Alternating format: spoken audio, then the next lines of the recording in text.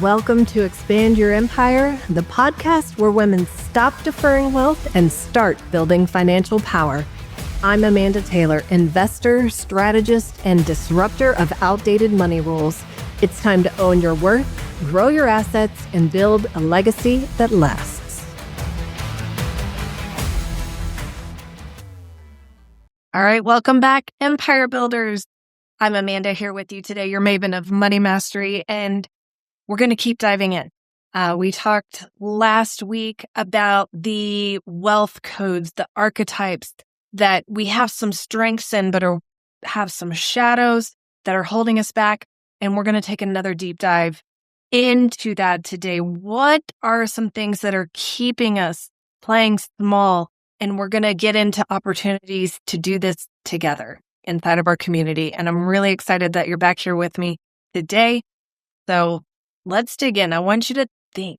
I want you to picture yourself, visualize, fast forward a year from today. Imagine you wake up, you check your bank account, and you realize you're in the exact same financial position that you are in right now. The same income, the same stress, the same patterns. How would that feel?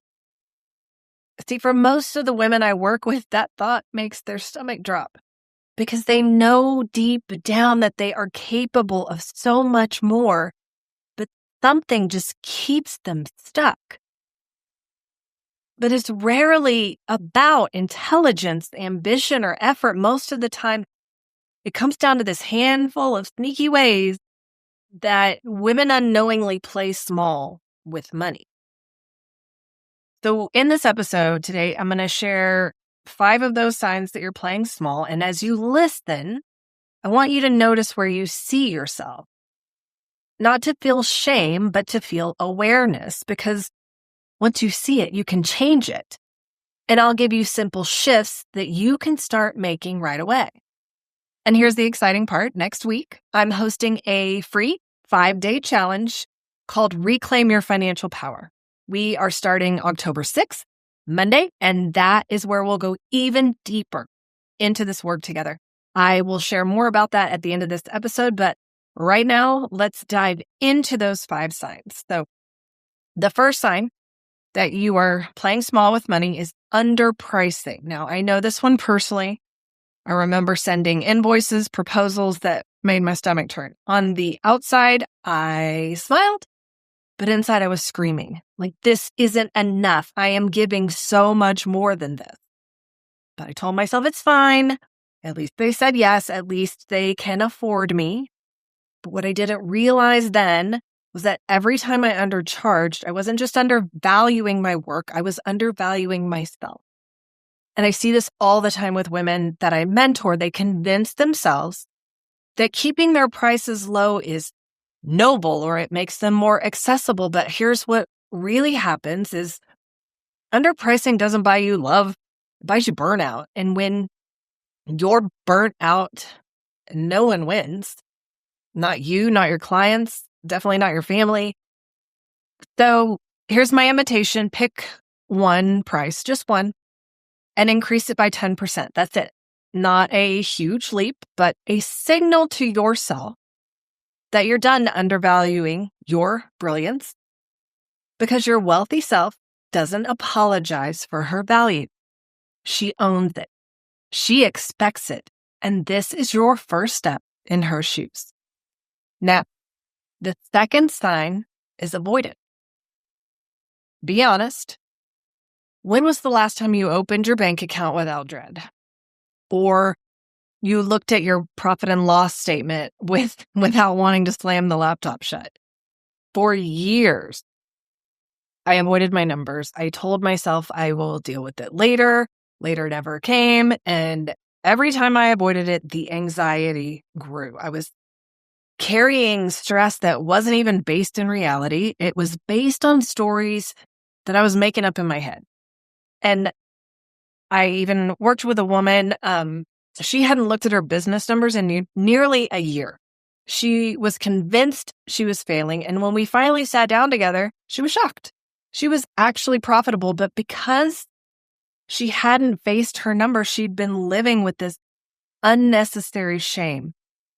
And avoidance doesn't protect you, it magnifies this fear. So here's your move. Schedule a money date this week. Make it sacred. Light a candle, pour your favorite drink. Spend 30 minutes looking at your numbers. No judgment, just curiosity, because your wealthy self doesn't hide from money. She faces it. And that is where her power comes from. Third sign, waiting for safety. And boy, do I know this one personally because I lived it in a big way. A while ago, I invested in a year-long coaching program. It was expensive. It stretched me. And I knew deep down it was what I needed. But here's what happened. I barely engaged. I kept telling myself, I will start participating when I have my stuff together. I'll show up when I feel ready. I will dive in when I finally get caught up. Excuse after excuse. But think about how crazy that is. I had literally invested in the program because I didn't have my shit together. That was the whole point. And yet I sat on the sidelines waiting for the day when I'd feel perfectly prepared. That day never came. And the truth is, it never does. Waiting didn't keep me safe. It kept me stuck. It kept me from receiving the transformation I had already paid for.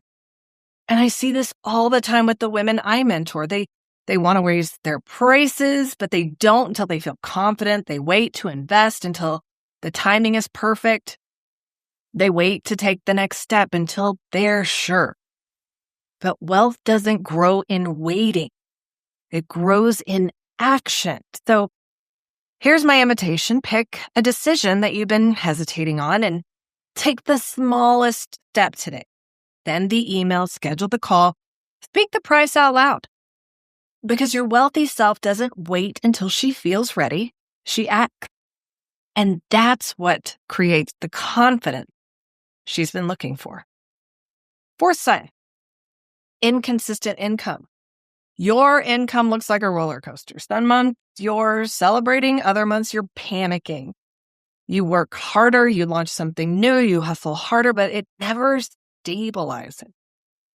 I had a client who was endlessly creative. She had a new offer every month, each one brilliant, but because she never gave any of them time to stabilize, to get traction, her income was unpredictable. She was exhausted from constantly starting over, and that is the trap, mistaking creativity for consistency. So wealth does not grow on chaos. It grows in rhythm. So here's this move. Pick an offer, a service, an income stream, and commit to making it consistent before you add something new.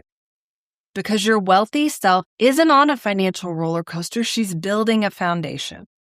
And from that foundation, she can create endlessly. Finally, the fifth sign, you put yourself last. You pay your team before you pay yourself. You spend on your kids, on your partner, on your clients, into the business. But when it comes to investing in your own growth, you hesitate. I had a client who hadn't paid herself in over a year. She just told me, I want to reinvest everything into the business. But what actually happened was she was teaching herself over and over that she didn't matter. And here's the truth. Putting yourself last doesn't serve anyone. Because when you are depleted, you can't lead. So here's your move. Pay yourself first, even if it's a small amount. It's not about the number. It's about the message. Your wealthy self doesn't wait for permission. She honors herself first. And that is why she has the energy to lead and serve at the highest level.